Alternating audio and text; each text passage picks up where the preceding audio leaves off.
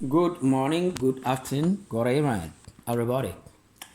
Wow, to make to me. As some way are making a very important thing for everybody. As I see we are yet soon. Sometimes I am near can we ase. Anya we ase ne ye wono. Ye wo awia ase. Na ya ye ni we ase no. Anya we ase. Wo ye awia ase ne yete. Awia ase ne yete ne ye kan awia ase hwe nipa bebre wo asase we a yete so ono a aye ne ho a aye baifo wo nabrabo wiase aye we nipa bebre kakra omuanya okura ne ntino ne yira one ne tifie kura omuno emfa ne nye bibibia ma bebre wo asase we wiase we awie ase ayeti ode na hofe nti oni respect mpo emanikuno ma me papa me kan sembi achero yen mecher asase we so ba asase we ne ye fight for the difficult ewo asase so we so yenya nome ewa asase we so ansana yewu hwe asofofo a omo awie yase ayetim no nyankopon no enfre omunti no omunnim omo abrabo a omo obo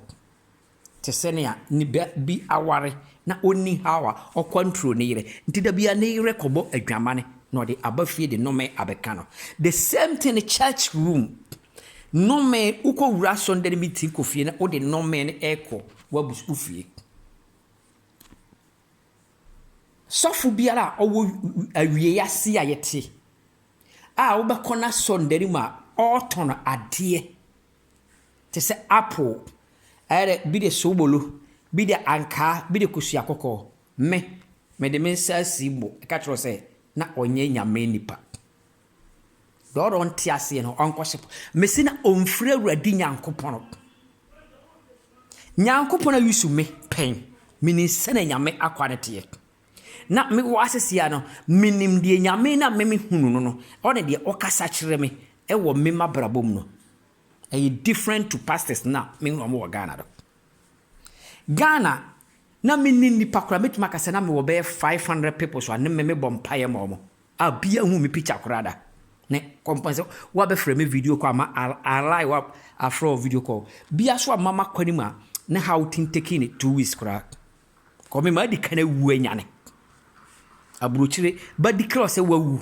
e di wa sheraba di atisa adaka e di wa kose omomehwe wo mochire no mbaro se broni no unwu ya wontimi nkan kiro se omomra sad tam no to make ansama I know asem na make no ya manne asofofo ama ya beye burden ama ya ye ho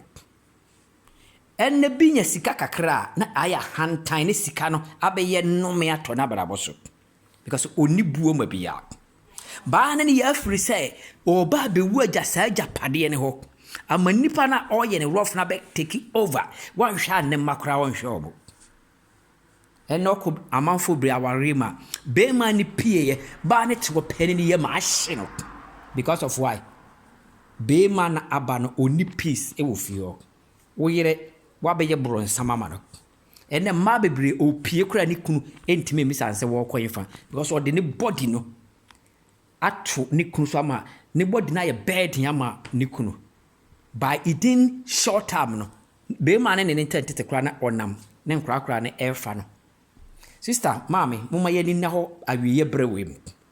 atura difo aba bron sama sorry e wo yawarem bron sama sorry wo yamam bron sama sorry a o teach ye bad ba wa ma wani anna hwaro do beto adwene di no da bia be ma wo yenko sofo bi na ode ateto cars na otim ba wot na wo fie bompae na hu awurade na wo ne nam na de awurade da ye na ubu na wo ya no matter your life be changed. Let me tell you true for you. Awurade say ni padua ne ya so ndare wo se sene wanya ma wunu ne wanya ma me Nti sɛ wo pɛ sɛ wo ne Awurade nante, you have to compose yourself to do the good thing about your life. Nyame bɛpagya waduru baabi a ɛsɛ ɔdodoro. Nyame nhyira wo. Obi ante keke for life. 2025 yɛ wura mu no. Yɛnya nwie aka almost 5 months. Mr. Tini General ne bɔ koko sɛ 2025 yɛ wura no. Ɛnya afi a ɛyɛ nhyira afi. Nipa bɛwu rough. Ba wuo bi a bia so bɛwu no ɛnyɛ yare a bɛde ne kɔto hospital bɛyɛ 6 months 7 months ɛbɛtumi happy sɛ wone nipa to twa hwe ya na ɛwu set tumi a ɔwuru 2025 no ɔnyɛ tumi papa enti nipa woto wɔ pia bɔntena bɔ mpaeɛ ka nkwanhyia deba bia bɔ mpaeɛ fa wabrabɔ wɔ na wɔma ɛne wɔ nua ka hu sɛ bia ne nsɔ nto obɛtumi ato abrɛ bia nyame nhyira wo 2025 yɛnyɛ papa saa de year 2025 you know the ewuo mpatuwo nko a nkan general no ampampa oguso okoso ye mompa se afini betwa mentem ama ya wura afifufuro na Awurade asesa abrabɔ na mai